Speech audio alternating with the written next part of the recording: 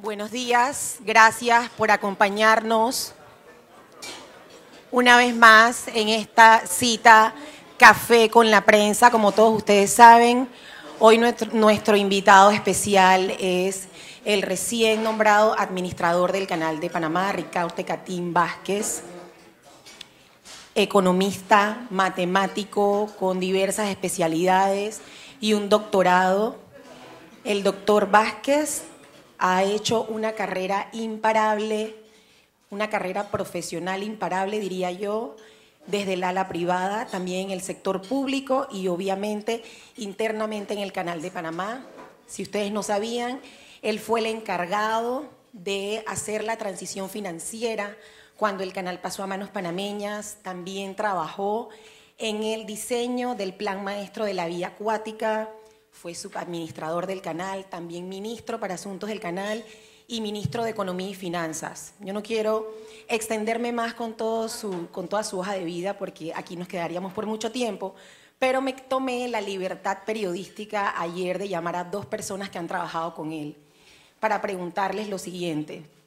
Les quise preguntar quién es el doctor Vázquez para que nosotros también nos quedáramos con un poco de esa impresión personal de su estilo de trabajo. Y estos dos ejecutivos me contaron lo siguiente, coincidiendo mucho en sus respuestas que quisiera compartir como una cita.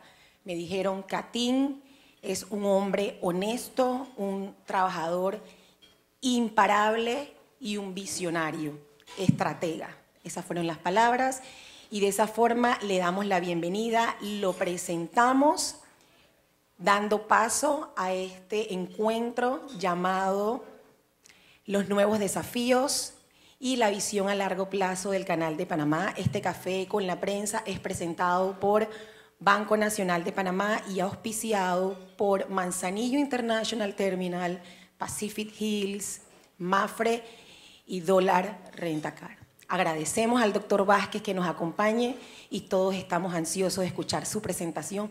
Bienvenido y que disfruten la mañana de hoy.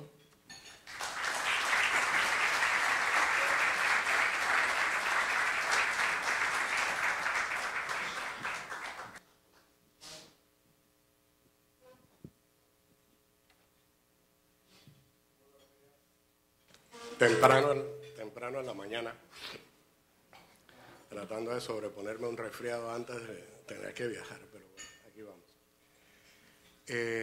Visión de largo plazo. ¿Por qué la visión de largo plazo en una entidad como el Canal de Panamá es tan importante?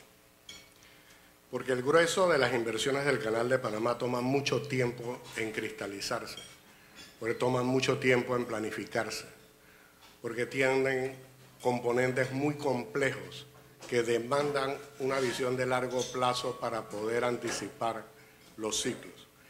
Y esa visión de largo plazo es requerida para poder hacer que las acciones de corto plazo sean consistentes con esa visión de largo plazo. Si lo hiciéramos al revés, y cuando dictaba clases de economía, le comentaba a los muchachos la diferencia entre el corto y el largo plazo. El largo plazo para una empresa depende del giro de negocio al que se dedique la empresa. El corto plazo para la gente que vende bebidas en el Puente de las Américas, en los tranques de todos los días, es un día. Es lo que llevan el inventario y lo traen de vuelta.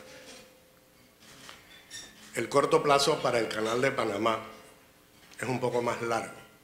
Es el periodo, el tiempo que toma tener algunos recursos que sean variables y otros que sean fijos. Pero en el largo plazo, una empresa opera sobre la base que todos sus recursos son variables. Entonces, solamente en una visión tan larga puede una organización tratar de concebir sus acciones de corto plazo que responden a la consistencia con esa visión de largo plazo, uno, y la capacidad de reacción a las circunstancias de corto plazo que ocurren. Y en este momento, en esta coyuntura, el mundo entero, y en consecuencia el Canal de Panamá, se encuentra en un momento donde hay altos niveles de incertidumbre, altísima volatilidad, hemos reemplazado lo que en su momento se llamó Supply Side Economics, que es ver el sistema económico por el lado de la oferta, y nos hemos convertido en un sistema que reacciona al último tuit que sale a través de los medios, particularmente de la presidencia de los Estados Unidos. Entonces, no podemos planificar el Canal de Panamá sobre la base de los tweets diarios. Al contrario, planificar el Canal de Panamá y pensar en el negocio del Canal de Panamá solo se puede hacer con una visión de largo plazo, porque sus recursos son de esa naturaleza. Cuando hicimos el plan maestro del canal y pensamos en la ampliación, esto era lo que nosotros estábamos viendo. El punto de conectividad del Canal de Panamá en medio de las rutas en un mercado mucho más globalizado, con mayor volumen de comercio internacional, con un crecimiento en el tamaño del tipo de buque que permitía el transporte de mercaderías, la originación en China con su incorporación a la Organización Mundial de Comercio, el hecho que la demanda más importante de consumo era de Estados Unidos, particularmente la costa este. En el 2001-2002, los sindicatos portuarios americanos decidieron hacer una huelga aproximadamente para el mes de octubre, con lo cual en ese año no se dispuso de los inventarios necesarios para hacerle frente a la demanda de consumo de Navidad en la costa este americana. Ese evento particular cambió los niveles de confiabilidad de la ruta que era denominada el Land Bridge desde California hasta el este de los Estados Unidos y aumentó la confiabilidad del Canal de Panamá y movió al Canal de Panamá de ser un negocio de materias primas y lo hizo un negocio de productos manufacturados. Ese cambio permite considerar la ampliación del Canal de Panamá por una razón muy básica. Desde el punto de vista económico, los productos manufacturados tienen mucho mayor tolerancia al costo de transporte que las materias primas. Así es que había una gran oportunidad no solo de aumentar los peajes que estaban determinados por ser de punto de equilibrio según la norma americana, sino poderlos llevar a capturar el valor económico de la ruta, especialmente en el transporte de productos manufacturados. Esa era la realidad que permitió definir el plan maestro y la ampliación del Canal de Panamá. Cuando se decide hacer la ampliación en el año 2006, estamos en el punto más alto de crecimiento que aparece en ese ciclo. Y esa decisión del 2006 a través de un referéndum iba a tomar 10 años para que la esclusa nueva pudiera iniciar operaciones. El tiempo normal que toma una obra de infraestructura de estas características. Desde ese punto, en el momento en que se toma la decisión de proceder mediante el consenso panameño de ir hacia adelante en la ampliación del Canal de Panamá, y el momento en el cual inicia operaciones la esclusa, el mundo cambia, y cambia radicalmente. Como pueden ver, la caída que ocurre a raíz de la crisis financiera, que esta vez no se originó en los mercados emergentes, sino que al contrario, se origina en los mercados desarrollados, tiene secuelas de las cuales todavía la economía global no se recupera. Pero aún así, Panamá decidió seguir adelante con la ampliación del Canal de Panamá, en parte porque era la manera de mantener la sostenibilidad del negocio a largo plazo ante la realidad de buques de mayor tamaño que iban a mover mercadería en el mundo.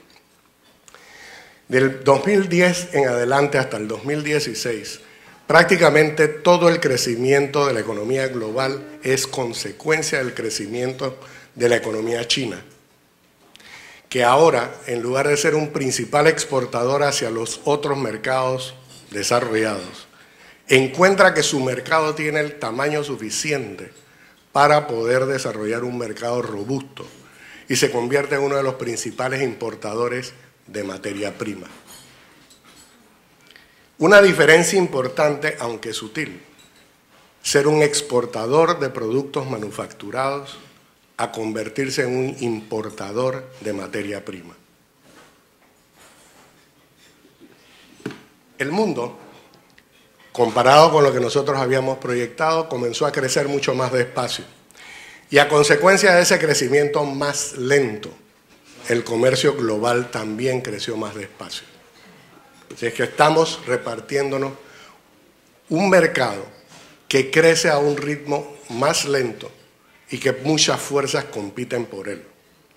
La variable más importante de cualquier negocio, país, empresa o persona es el crecimiento. Y si no crecemos, realmente quedamos condenados al estancamiento personal, corporativo, empresarial o de país. Pero también han ocurrido otras transformaciones importantes. Quizá la mayor es que el mundo, al dejar la globalización como se entendía a principios del siglo, donde todo el comercio internacional estaba moviéndose sin barreras, no había barreras arancelarias, proteccionismo, generalmente la manufactura buscaba su punto de fabricación en los sitios donde la mano de obra era abundante y productiva, entendiendo producción versus costo. Pero de un tiempo acá, esa visión global de comercio se ha venido comprimiendo. Panamá, en el momento de la ampliación, cuando se decide la ampliación, recogía el canal aproximadamente el 5% del comercio internacional. Hoy día, el canal de Panamá recoge aproximadamente el 3,5% del comercio internacional. En parte porque el comercio es inferior y segundo porque los volúmenes de comercio y los patrones de comercio están cambiando. Y quiero hacer referencia a dos temas. Para nosotros, comercio global es el comercio que es transpacífico, transatlántico, va más allá de los mares. La mayor parte del crecimiento del comercio internacional hoy es intrarregional. Y el comercio internacional intrarregional se define en ciertas áreas económicas específicas. Eurasia, cuya fuente de materias primas es África esencialmente, el sureste de Australia, Nueva Zelanda y el sureste de Asia. Y en las Américas se distinguen dos regiones, Norteamérica, que es el Tratado de Libre Comercio con sus modificaciones, y el resto, que es América Latina, que de paso es la región del globo que tiene menor crecimiento. Y posiblemente eso se haga mucho más evidente después de los sucesos de la semana pasada. Así es que los patrones de comercio son diferentes. Y eso pone una presión importante en el Canal de Panamá. Materias primas y un sistema de comercio distinto. En 1986, de los 10 puertos de contenedores de mayor movimiento en el mundo, 2 estaban localizados en el continente americano. En el año 2016 no hay un solo puerto de contenedores entre los de 10 de mayor movimiento en el mundo que estén localizados en el continente americano.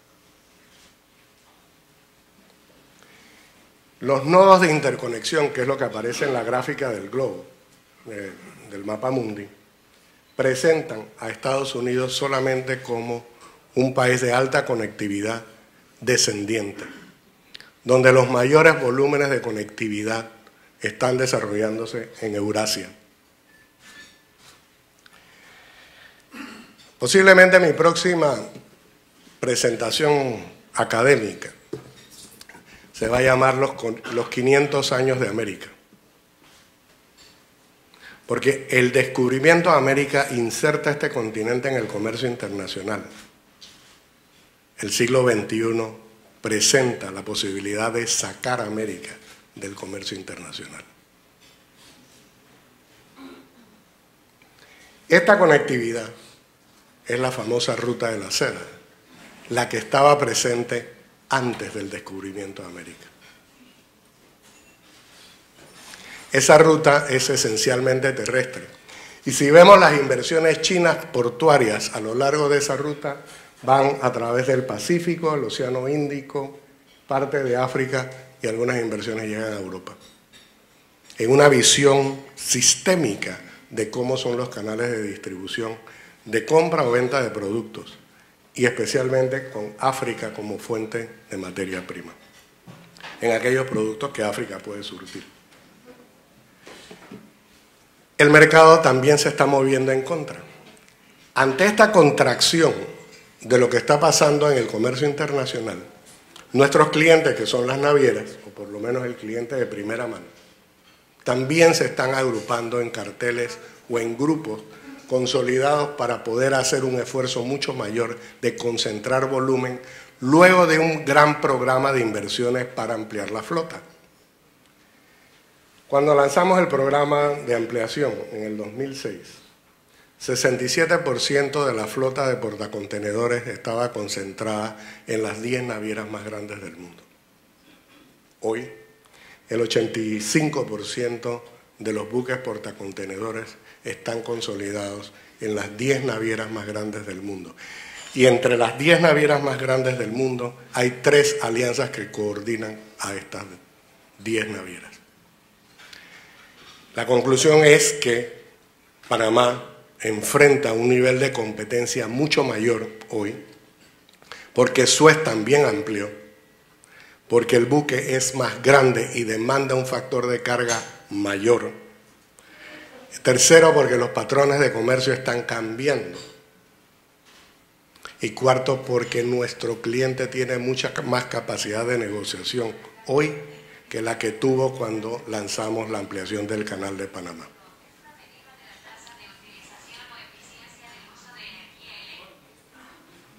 Energía eléctrica también es importante.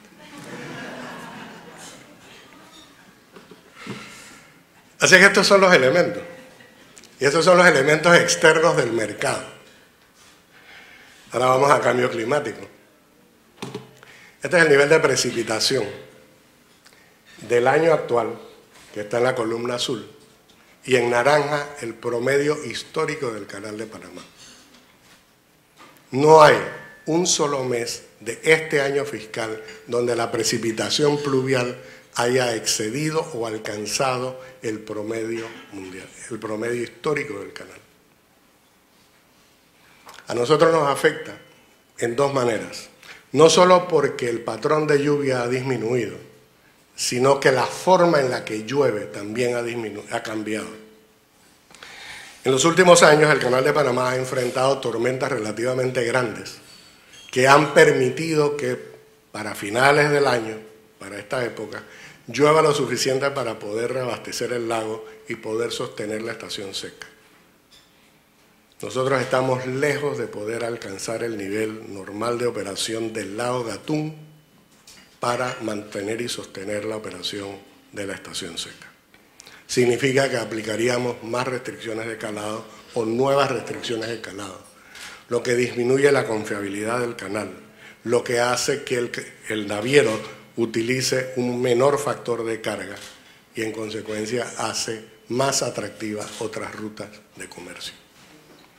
No es un monopolio. Yo creo que uno de los mensajes más importantes del día de hoy es reconocer que a medida que la tecnología progresa, el Canal de Panamá pierde la capacidad de monopolio que todavía muchas personas piensan que nosotros tenemos. ¿No es así? No es así. Es por esto, por ese tema de confiabilidad, por lo cual la importancia y el énfasis en ver el tema del agua por encima de cualquier otro tema, inclusive algunos negocios complementarios. Porque sin agua el negocio medular no funciona. Y la razón por la que nosotros existimos es porque disponemos de suficiente agua dulce para poder transitar buques. Amén del hecho que el consumo de agua para las personas ha aumentado enormemente por la concentración de la población panameña en el área metropolitana del Gran Panamá. Así es que hay una situación que parece una contradicción. Como un país rodeado de mares, con unas lluvias que paralizan la ciudad de Panamá, con inundaciones cada uno de los barrios, y el Canal de Panamá sigue reclamando que no tenemos agua. Entonces nos toca hacer un programa de educación y concientizar a las personas de que efectivamente debemos ser mucho más cuidadosos en el uso del agua. Ya para terminar, regreso a la primera lámina. Cuando hicimos la ampliación, cuando decidimos en favor de la ampliación, este era el mundo que veíamos. Lo que voy a decir no aplica solo para el Canal de Panamá. Esencialmente es el cambio de paradigma que representa para este país poder mantener su propio crecimiento y desarrollo, porque el mundo se desplazó de una manera totalmente diferente. Este es el mundo de hoy. Y el centro de gravedad del comercio internacional y de la producción se ha desplazado hacia Asia. En lugar de estar en el centro del mundo, nosotros estamos en una esquina del mundo comercial. Eso no solo es para el Canal de Panamá, es el tema del centro bancario, es el tema de las zonas francas que operan en Panamá, es el sistema portuario, el sistema de transporte. La razón de ser de este país, ser un entrepuerto, está cambiando y está cambiando ante nosotros. Y todavía nosotros seguimos discutiendo en los términos del paradigma de hace 20 años. En el canal lo vivimos a diario. Y si sirve como una campanada para llamar la atención al país de que el mundo está efectivamente cambiando, enhorabuena. Y es por eso que los retos de largo plazo son tan críticos. Porque estos movimientos son lentos. Estos movimientos se producen solamente a largo plazo. Y tenemos que diseñar un plan de acción que nos permita resolver las cosas de hoy consistentes con la visión de largo plazo. No importa que sea diferente, eso no, eso es parte del día a día de hacer negocios, de vivir, de ser país, de ser persona. Pero hay que cambiar de paradigma. No nos podemos seguir aferrando al modelo tradicional de negocio. Hoy estamos más competitivos, tenemos más competencia, es mucho más difícil realizar el valor de la ruta, las rutas están cambiando, los equipos que utilizan estas rutas están cambiando. Así es que esta realidad la enfrenta el Canal de Panamá y la va a enfrentar con el habitual profesionalismo con que lo hemos hecho. Me toca ahora la oportunidad de liderizar el grupo. Cuento con el apoyo del talento de un gran número de personas. Y sé que lo vamos a hacer bien. Así es que, dicho eso, si puedo sembrar en el ánimo de ustedes el hecho de que este paradigma está cambiando, bien ha valido un café con la prensa. Buen día.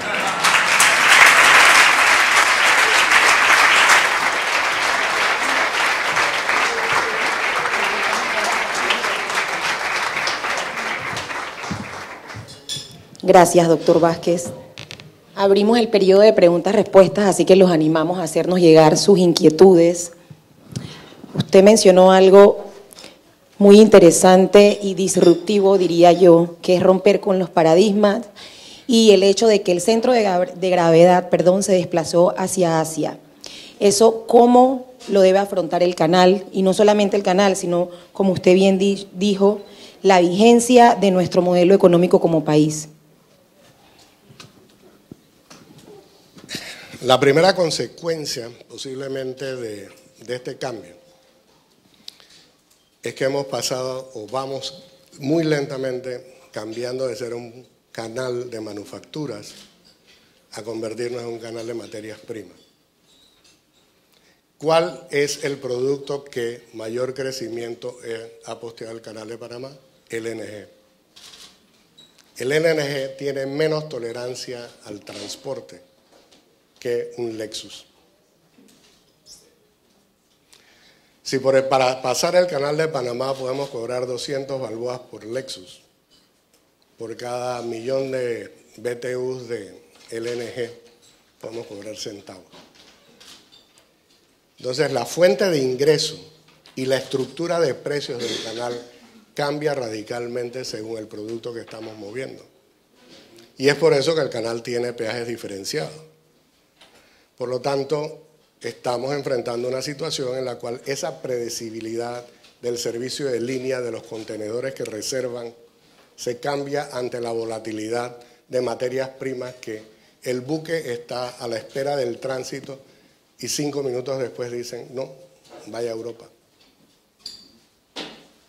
No, pero el espacio que teníamos, no, quédense con la plata. Es un mundo diferente, más retador, con mucha mayor necesidad de tener información en línea. Todos los parámetros de decisión cambian, la secuencia de cómo vamos a programar los tránsitos es diferente, qué recursos se asignan a qué buque también es diferente. Así es que esa es una realidad. Recordemos que el canal recibe una demanda derivada del comercio, no una demanda directa. Entonces hay que ver 2 escalones más arriba qué es lo que está sucediendo para poder adelantarnos a entender qué es lo que vamos a esperar. Gracias. Usted habló de la prioridad de enfrentar la escasez de agua en el lago Gatún. Recuerdo que hace 2 años estábamos hablando que en 2012 ya se había consumido el agua que se proyectaba consumir hacia 2020, 2025. ¿Eso cómo presiona las operaciones del canal?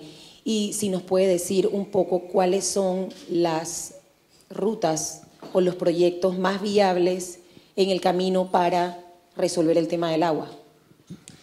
En 2012 el consumo humano excedió el pronóstico.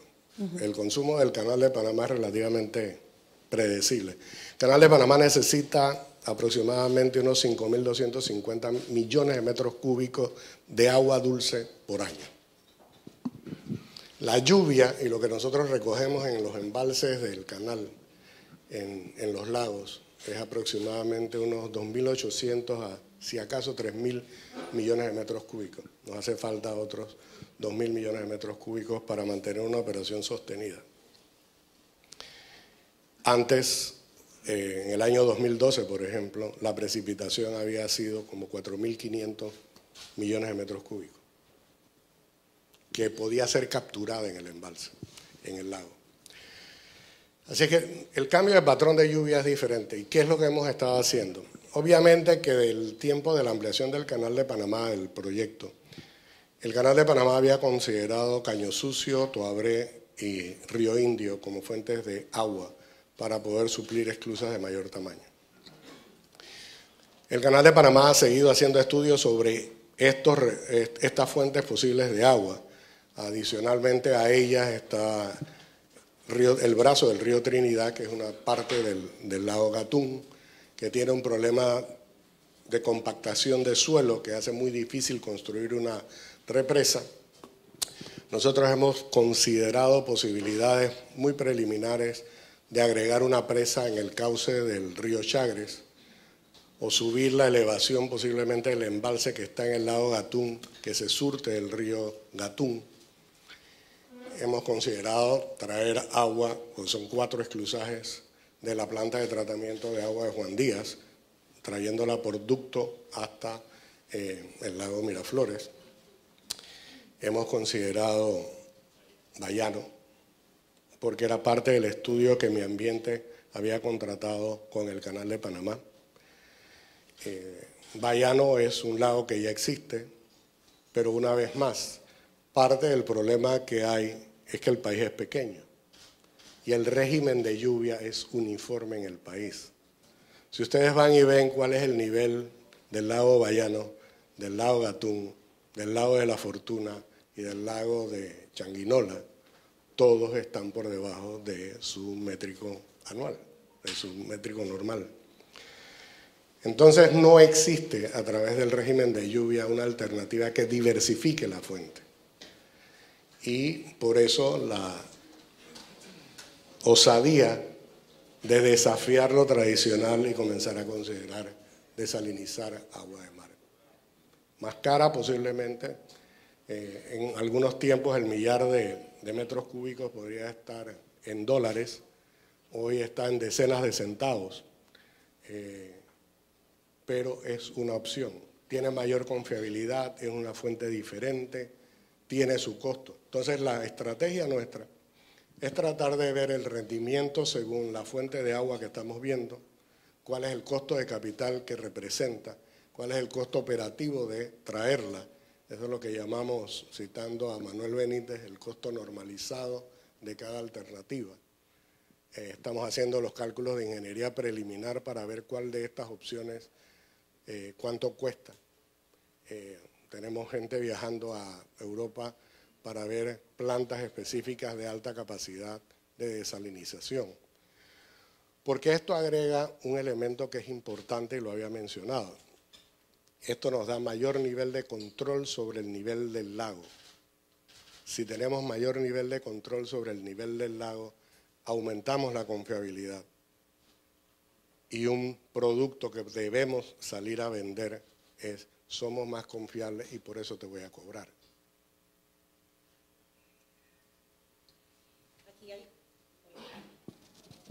Hola, aquí hay varias preguntas vinculadas con el tema del agua. Si el canal se decide por desalinizar el agua, ¿se haría solo esto o se haría una combinación de varios modelos? Ninguna de las opciones que nosotros estamos estudiando por sí sola nos resuelve el problema. Nosotros estamos, un muchacho que trabaja en el canal iba por el pasillo y le digo: ¿qué tan buena eres tú en programación lineal? Bien. Yo he trabajado algunos problemas recientemente en los últimos 5 años. Programación dinámica en la universidad. Cuadrática. Tengo un libro por ahí. Entonces le digo: bueno, yo te voy a poner un reto, yo te voy a poner a hacer con programación dinámica cómo vamos a secuenciar la cartera de proyectos que se necesita para poder asegurar de forma confiable, con 90% de confiabilidad, la disponibilidad de agua. Y montamos un equipo de gente vieja del canal, de gente joven del canal. Hicimos una fuerza de tarea y a la vuelta de 6 semanas tenían más o menos un mapa diseñado de todas estas alternativas, con la clara recomendación de que ninguna por sí sola resuelve. Ninguna por sí sola resuelve. Los 3 ejes que hemos indicado para poder enfrentar este problema son volumen de agua, calidad de agua, control de agua. Y en el control permite que si en un año tienes alta precipitación, puedes apagar los sistemas de desalinización. O pudieras apagar el sistema de bombeo si tienes que traer agua de Bayano o si tienes que traerla de Juan Díaz. Entonces, estos métodos de regulación son críticos. La aspiración sería que aproximadamente 125 millones de metros cúbicos provengan de mejor utilización de agua potable en la ciudad de Panamá, en el Gran Panamá. Sin embargo, eso ya es más complicado, no depende de nosotros. Por eso el tema de control es importante, porque es muy difícil si vas con un producto diciendo: yo te garantizo 9 veces de cada 10 que tú vas a tener el calado para transitar. Tienes que hacerle frente a eso. Y la única forma de ser confiable es teniendo control sobre el recurso.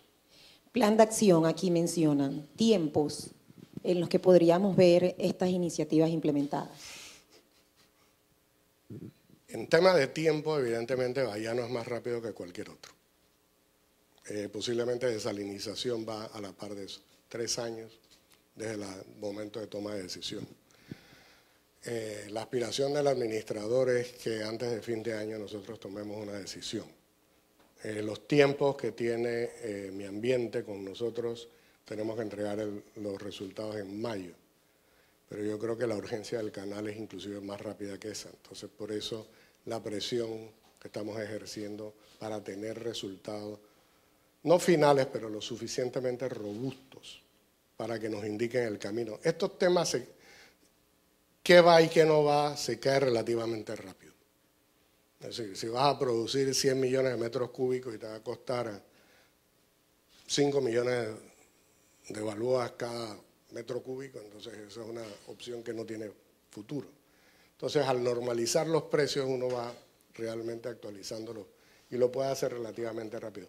Crean, hay suficiente conocimiento en el mundo en materia de agua. Hay una última alternativa que le hemos solicitado bajo un programa del Banco Interamericano de Desarrollo de considerar agua subterránea. Pero, no sé, el proceso es un poco más lento y no compagina necesariamente con los tiempos del canal, pero también es una opción que nosotros estamos viendo. En parte porque para el arco seco esa es una alternativa y yo creo que de la experiencia que estamos desarrollando en el arco seco la podemos migrar de vuelta a la cuenca. Pero eso es un mundo totalmente distinto para el Canal de Panamá. Sí. Siguiendo con el tema del agua, dice, demasiada agua se desperdicia. ¿De qué vale que el canal haga todo este esfuerzo si a nivel país se sigue consumiendo de forma desmedida el agua sin que nadie quiera llevarse el costo político de subir el costo? O la tarifa, más que nada. Yo creo que hay soluciones aún sin subir la tarifa. Yo creo que la tarifa marginal debe revisarse después de cierto punto de consumo en adelante. Pero esa es la visión de este economista, que no es ministro de Economía. Esa es una forma. Los panameños peleamos por el canal y tratamos de lograr la total soberanía sobre el canal. Es nuestra responsabilidad conservarlo. Y realmente si nosotros seguimos botando agua, los panameños vamos a hacer que el canal sea un canal marginal. Pero es una decisión de los panameños. La responsabilidad de nosotros en el Canal de Panamá es hacer todo lo posible, educar todo lo posible en este tema. Pero así como recurrimos a los panameños para que nos dieran el voto de confianza en la ampliación, son los panameños los que tienen que decidir si quieren que el canal siga operando. El gobierno va a sufrir la consecuencia porque en la medida que nosotros tenemos que buscar fuentes más caras de suministro de agua, las transferencias al gobierno central disminuyen. En economía tenemos una máxima: no hay beneficios sin costo. El otro pedazo es: no todos los costos traen beneficios. Hablando de las decisiones que ha afrontado el país respecto al canal, aquí dicen en una pregunta, así como en su momento decidimos ampliar el canal, ¿qué decisión o medida de alto impacto deberíamos gestionar como país ante la nueva realidad del comercio?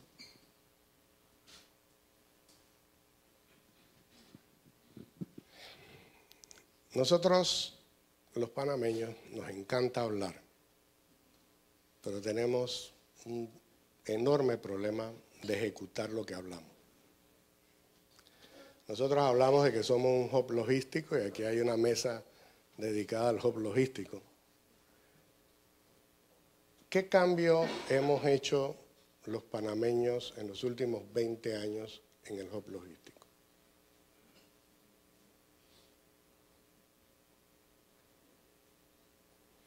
Amén de Copa, que tiene más vuelos en Panamá, DHL, que tiene más frecuencias a Panamá. ¿Qué hemos hecho realmente para capturar eso? Me causa una gracia enorme.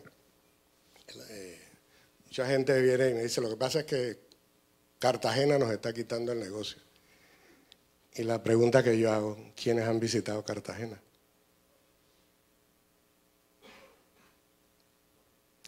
MIT, porque aquí está Carlos y le tengo profundo respeto, ha hecho cambios tecnológicos importantes originados en Panamá para toda la operación de SCI alrededor del mundo. Los colombianos tienen una necesidad de vida o muerte de poder exportar sus productos para poder equilibrar la balanza de pago. Nosotros no. El dólar está aquí. Esto ha sido lo de siempre, hasta que el dólar le tenga el mismo desenlace que tuvo la libra esterlina después de la Segunda Guerra. ¿Qué preparación tiene este país ante esa realidad? ¿Por qué cada intento de ver así las cosas choca contra una realidad cruda del interés particular? Ni siquiera para discutir el tema. Gafi, barreras arancelarias, limitaciones de comercio, consideraciones de origen. ¿Cómo es posible que un país tiene contenedores refrigerados vacíos en el puerto de Balboa y la producción agropecuaria no sale del país? Chile, que consolida todo el puerto de Filadelfia, con una distancia significativamente más larga para llevar el producto, con el beneficio de ser contracíclico por las estaciones, mantiene sus exportaciones agropecuarias. Los ticos abrieron Moín con Maersk. No sé. Lo que sí sé es que el Canal de Panamá va a seguir manteniendo su papel en el mundo dentro de la que las condiciones del mercado le permitan. Si el resto del país quiere acompañarnos, enhorabuena, pero el Canal de Panamá lo va a seguir haciendo.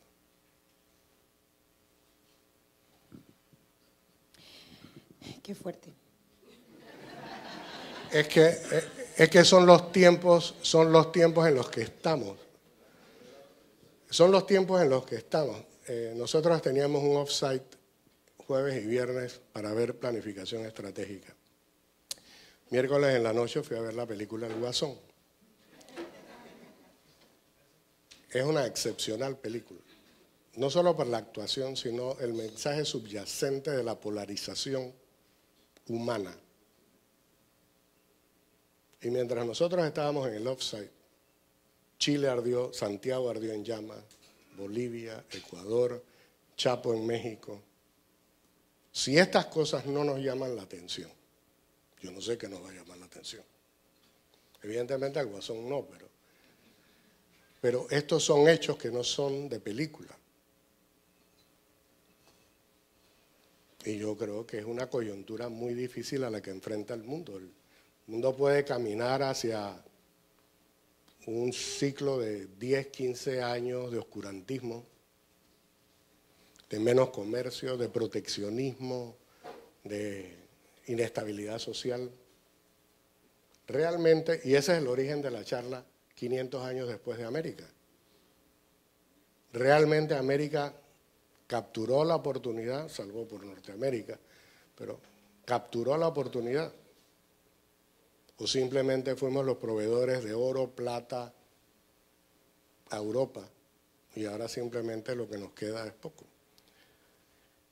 Yo creo que merece una reflexión profunda. Yo no quiero entrar en ese tipo de disquisiciones porque ya dejé la academia, no hago mucho de esto, pero sí son variables que en un negocio de largo plazo uno tiene que tomar en consideración qué pasa si ocurre qué. Entonces hacemos estas rutas críticas, cómo vamos a reaccionar si pasa esto, si en 5 años ocurre aquello. Todo eso. Ante estas prioridades vitales para las operaciones del canal, ¿dónde quedan proyectos como el puerto de Rorro, el puerto de contenedores, el eje turístico que se había anunciado antes y que obviamente me imagino que cuando se presentaron no teníamos esta realidad de la que usted habla hoy, o por lo menos no diagnosticada? Bueno, posiblemente el crecimiento económico era mayor que el que vemos hoy. Así es que eso, como una alternativa a diversificar los ingresos del canal en su momento, parecía una ruta viable. Yo tengo la experiencia, y vamos a hablar de experiencia personal. General Electric fue una compañía que abrió el Dow Jones y Walgreens la reemplaza en el Dow Jones. General Electric era una compañía icónica, corporación ejemplar en el mundo económico de Estados Unidos. No voy a decir que porque yo salí, las acciones se vinieron abajo. Pero algo de eso hay. Una compañía que tenía el liderazgo tecnológico en una gran cantidad de áreas. La acción estaba en 32.50 cuando salí, bajó a 6, hoy debe estar rayando un poquito por debajo de 10. En un proceso donde se están vendiendo segmentos grandes de General Electric, que posiblemente se convierta en un paralelo de United Technologies a la postre, porque el negocio de aviación es muy bueno si Boeing resuelve el tema del MAX. Estas cosas pasan. Le pasó a Kodak. Este fin de semana estaba viendo una propaganda de Fujifilms. Y Fuji se adaptó. Y Fuji sigue operando en un mercado totalmente distinto al de películas. Pero se adaptó. En ese momento, posiblemente, la alternativa de ver otras actividades era válida. Hoy día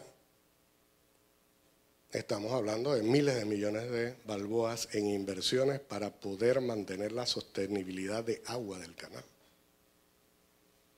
Entonces, resulta irresponsable pensar en otra cosa que no sea el negocio medular del canal. Yo creo que las oportunidades pueden estar ahí, pero los puertos nuestros están operando quizás 50-60% de capacidad, los de contenedores. El comercio mundial es diferente. El centro de gravedad se está desplazando. Quizás perdimos la ventana de oportunidad como país, ni siquiera como canal, como país. Entonces yo creo que esa es una realidad y el punto, al final, cuando esta mañana pensaba cuál debía ser mi mensaje o mi balance de esta presentación, más allá del problema que enfrenta el Canal de Panamá, que posiblemente tiene más agilidad para encontrar la solución, es el tema de la discusión de país lo que me preocupa mucho más. ¿De qué me sirve un canal próspero en medio de un país de miseria? Yo creo que esa es una responsabilidad colectiva. Y yo sostengo, el Canal de Panamá va a hacer todo lo que esté a su alcance para mantener al Canal de Panamá vigente. Yo espero que la sociedad panameña haga todo lo que esté a su alcance para mantener a la sociedad panameña vigente. Desde el tema constitucional hasta cualquier otro. En ese mismo sentido, también sería extemporáneo hablar de un nuevo juego de esclusas como ya se estaba estudiando internamente en el canal.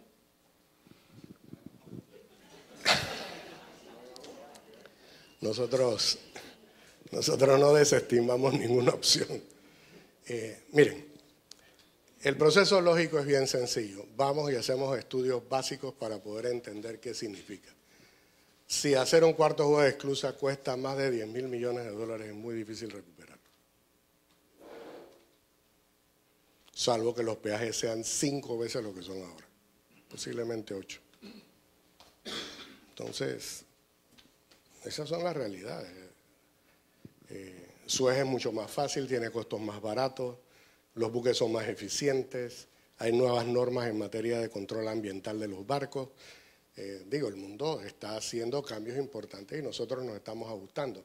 Parte de esos controles inciden en un mayor costo en el traslado de mercancías. Les doy un ejemplo. Si de aquí al 2030 los países deciden en favor de autos eléctricos, ¿qué porcentaje de partes, piezas, refracciones disminuyen el comercio por contenedores? El número de piezas que se mueven en un auto eléctrico son 60, 100 contra 800.000 en un carro de combustión. Y posiblemente ocurra. Eso no es algo. Costa Rica tiene un plan de reemplazo de flota para el 2030. Esas son realidades ¿qué ocurre si realmente podemos hacer impresión 3D metálica, licuando el metal para poder hacer las capas? Para fabricar una zapatilla Adidas, que antes tomaba 10 horas hombre, en el año 2001 por ahí.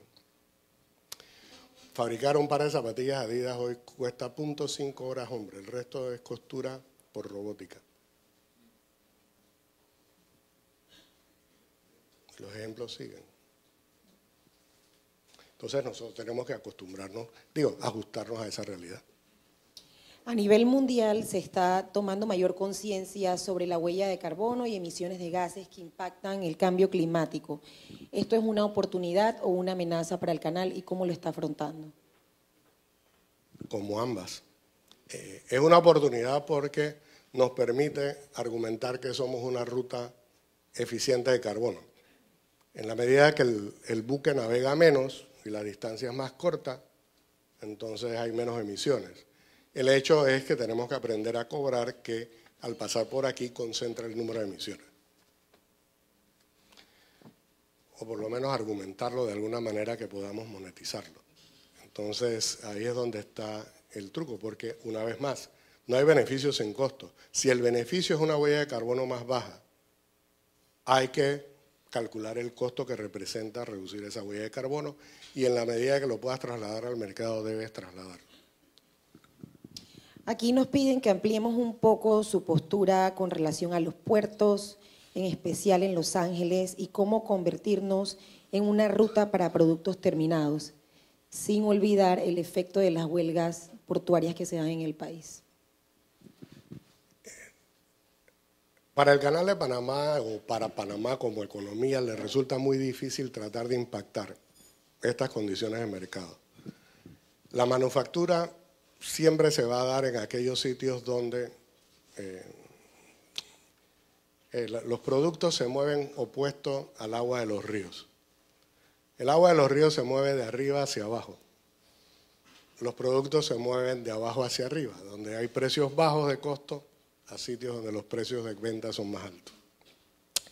Entonces, el centro de consumo más importante que prevaleció por mucho tiempo fue Estados Unidos. Hagamos un poquito de memoria. Hace 15 años nosotros estábamos hablando de BRICS, Brasil, Rusia, China e India. Brasil no funciona. Rusia tiene sus problemas, se ha convertido en un proveedor de energía. China sostuvo la economía desde el 2008 hasta el 2015, 16. India. Si los centros de fabricación y manufactura se trasladan a India, el centro de gravedad de producción se desplaza aún más lejos de nosotros.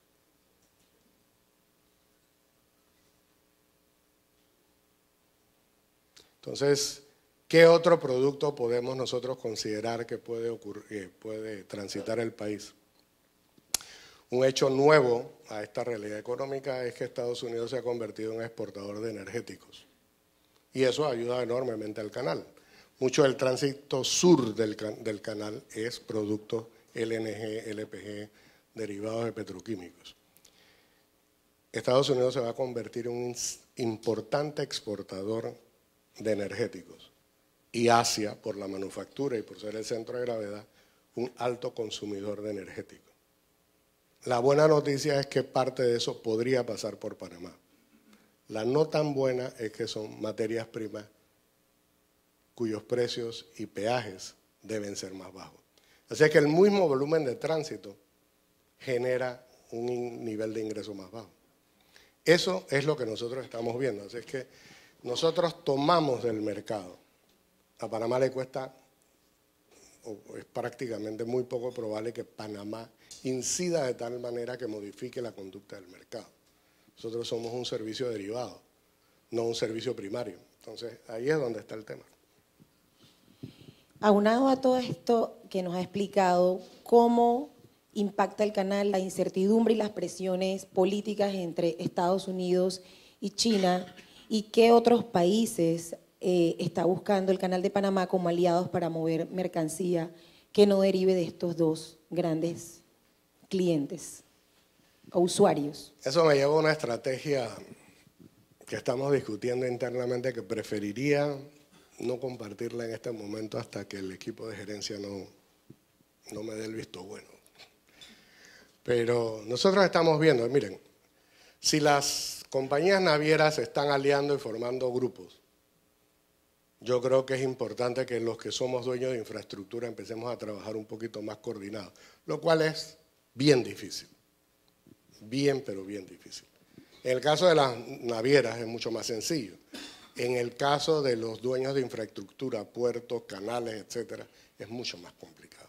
Bueno, hay mecanismos de control. Los carteles siempre funcionan donde se hace un acuerdo y lo primero que ocurre es que alguien trata de violar lo que en teoría se acordó. Así es que nosotros tenemos que seguir manteniendo nuestra autonomía y tratando de hacer de repente algún tipo de paquete que nos permita generar el volumen que de otra manera no pasara por aquí. Las aerolíneas son buenas haciendo paquetes, Expedia es buena haciendo paquetes, Booking es bueno haciendo paquetes, algo parecido a eso. De hecho, nuestro sistema de reserva tiene que cambiar, porque si los productos manufacturados que vienen en buques en línea con itinerario van a crecer más despacio que los que producen, los que llevan materia prima, todo nuestro proceso de reserva tiene que cambiar. Y si ese proceso de reserva tiene que cambiar, hay que cambiarlo de una forma pragmática que genere más ingresos. Así que sin aumentar capacidad hay un filón donde uno podría tratar de desarrollar algún tipo de nuevo producto, entre comillas, para poder venderlo al mercado o empacarlo de una manera distinta para poder llevarlo al mercado. Pero esos son los retos de hoy. Suez bajó sus peajes 60%. No tiene esclusas. Los costos de operación son más bajos. El canal es más largo, pero el impacto de los drones en las refinerías de Arabia Saudita cambió automáticamente los patrones de comercio de crudo, inclusive buques pasando por Panamá. Entonces, ese nivel de volatilidad es totalmente diferente a nuestra visión largoplacista, predecible, tranquila, de que construye la esclusa y ellos van a pasar, es que ahora hay más competencia. Entonces tenemos que ser mucho más creativos, inventarnos, reinventarnos y amanecer al día siguiente con un plan de trabajo diferente. Y eso es lo que hace tan agradable ir al canal todos los días. Hay bastante trabajo. Si el canal, como usted mencionó, recogía el 5% del comercio cuando se discutía sobre la ampliación y ahora recoge 3%, porque los patrones del comercio, del consumo y de la producción han cambiado. ¿Qué podemos esperar en los próximos 5 o 10 años? Uno siempre puede hacer un plan sobre, bueno, el hecho de que sea 3% significa que hemos perdido participación de mercado. El tema es que comercio global como tal, que es el mercado objetivo del Canal de Panamá, es menor que el mercado total, porque hay mucho más comercio intrarregional. Y a ese mercado intrarregional nosotros no le tenemos acceso. Y lamentablemente América Latina, digamos, costa pacífico de Sudamérica, costa atlántica de Sudamérica, es un mercado que no tiene mucho movimiento. Que digamos sea el área de influencia del Canal de Panamá por situación natural. Eso nos lleva, y Centroamérica no se desarrolla, todavía tenemos los problemas migratorios, es decir, nosotros estamos en un entorno muy complejo. Ahora, eso no significa que vamos a sentarnos a llorar. Si el volumen absoluto de tráfico va aumentando, que la participación de mercado sea menor, no significa que el volumen no sea mayor. Este año nosotros rompimos el récord de tonelaje por el Canal de Panamá. Y eso es una gran noticia. Hacia adelante, ese mismo tonelaje en una composición distinta me genera una estructura de ingresos diferente. Entonces hay que estar atentos no solo a los volúmenes absolutos, sino a los detalles de la composición, de dónde está el crecimiento, cuáles son los segmentos que más contribuyen. Y nos lleva a ver el costo marginal de cada una de las cosas, el margen de contribución de cada uno de los segmentos, para ver si aún tuviéramos que priorizar qué buque transita contra el otro, no solo por criterios de reserva, sino qué otro mecanismo hacemos para poder garantizar que pague el valor de la ruta.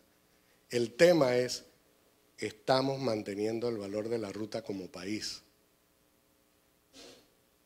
El valor de la ruta como país aumenta en la medida que las instalaciones portuarias son más modernas, que el resto de lo que está operando alrededor del canal funciona de otra manera y atrae más clientes y el resto. Sí. Hablando de esa competitividad de forma global y fuera del canal, se había hablado de la posibilidad de que el canal invirtiera en un dique seco para la reparación de embarcaciones. ¿Esto es posible o viable? Eso está en el programa de inversiones nuestro, es un dique flotante para darle mantenimiento a los equipos. Hay diques secos en la entrada de Balboa. Y cuando me refería en la asamblea al tema del dique seco de Puerto Armuelles, es porque la autoridad marítima en efecto tiene un estudio sobre ese dique seco en Puerto Armuelles. Lo que sí reconozco es que no le he contestado al diputado para decirle que ahí está el estudio. El tema del agua ha sido un tema recurrente en las preguntas. Yo he tratado de consolidarlas por tema, pero vuelven y aparecen, así que voy a ser justa con la audiencia. Y dicen, asusta pensar en agua salada para ayudar al canal. Hablar de agua salada es hablar de inmensas áreas estériles debido a la salinización. No. Tomar agua de mar para procesarla y quitarle la sal hace el agua. El canal de Panamá no requiere de agua potable para el lago.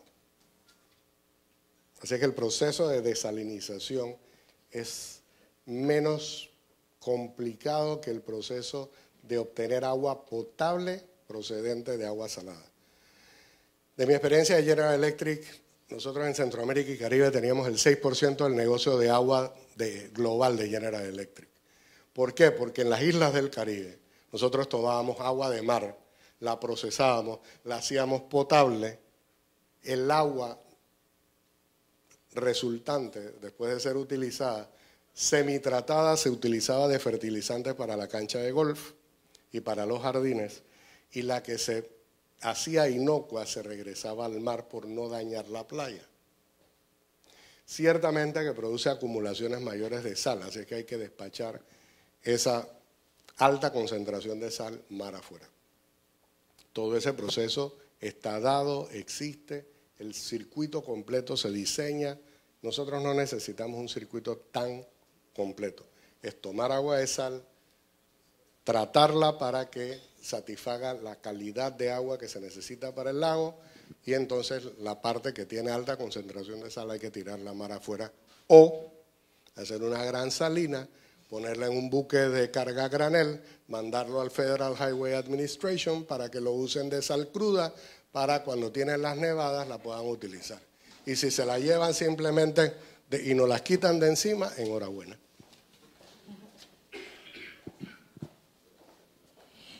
Seguimos con el tema del agua. Creo que esta es la última pregunta vinculada a eso y ya pasamos a otro tema. Dice, el patrón de lluvia ha disminuido, como bien usted lo ha reflejado, y estamos lejos de alcanzar los niveles óptimos del lago Gatún.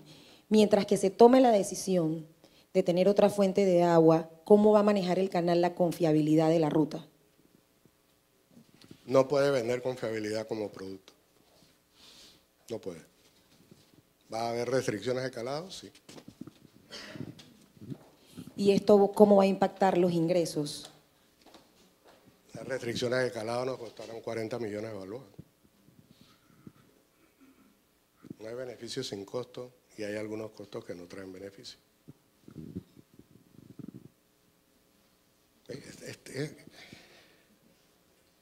Le puedo decir Yolanda, ¿no? Sí, claro. Yolanda, ¿de qué me sirve dibujar una realidad distinta a la que estoy viendo?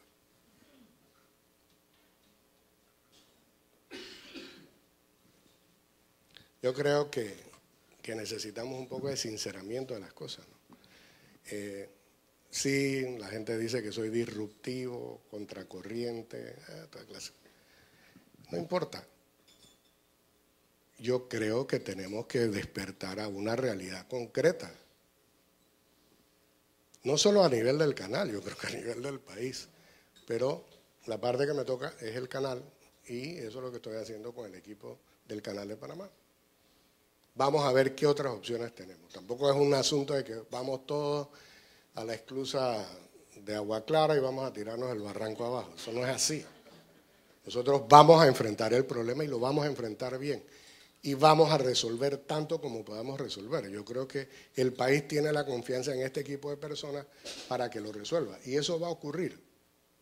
Va a ser la solución que efectivamente aspirábamos porque íbamos a concentrar 7% del comercio mundial. Es que ese 7% del comercio mundial no está. Y si no está, ¿qué es lo que vamos a hacer para hacer optimización y sacar el máximo provecho de la ruta que el canal apoya y de la ruta por Panamá? No pregunten qué va a hacer el canal por el resto, es decir, que vamos a hacer los panameños por Panamá.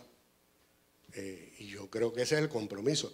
Cuando Panamá adquiere el compromiso de recibir el canal, lo hace en plena conciencia de que esa es su responsabilidad.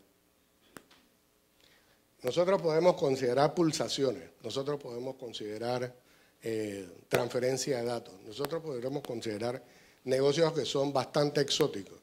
Nosotros tenemos la fortaleza financiera, que es un activo, nosotros tenemos la capacidad ejecutiva para poder diseñar, tenemos que mutar a un mercado totalmente distinto que me lleva a la necesidad de identificar nuevos talentos, nuevas competencias, un nuevo mercado demanda una forma de ver el negocio totalmente diferente. Esa es la dinámica de la vida y el canal no escapa de esa dinámica.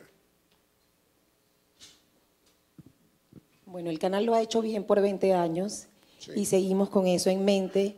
Le agradecemos muchísimo su discurso sincero, disruptivo y necesario, si queremos. Y apasionado. Y apasionado sobre todo. Gracias por esa dosis de realismo en esta mañana.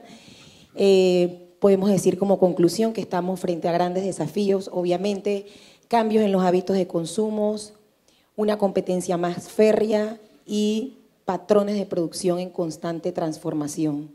Gracias por estar con nosotros y por permitirnos compartir con nuestra audiencia sus planes y su visión a largo plazo.